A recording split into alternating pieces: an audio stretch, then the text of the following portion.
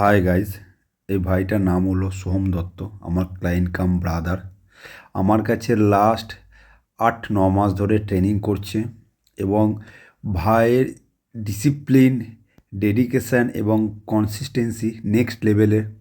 যখন আমি ওকে ডায়েট এবং এক্সারসাইজে সব কিছু বোঝাই, ও সেগুলো ডিসিপ্লিনের সাথে করে।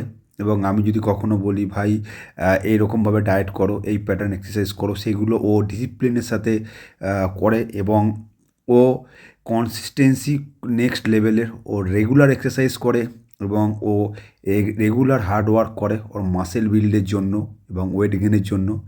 ওর এই টোটাল হার্ড ওয়ার্ক, কনসিস্টেন্সি এবং ডিসিপ্লিনের জন্য ও টোটাল এই ৮ মাসে 14 কেজি বডি ওয়েট গেইন করেছে। এবং এইখানে ও 15 কেজি ডাম্বেল দিয়ে ইনক্লাইন ডাম্বেল প্রেস করছে।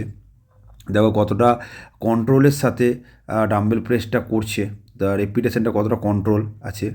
সো তোমরা যারা ট্রেনিং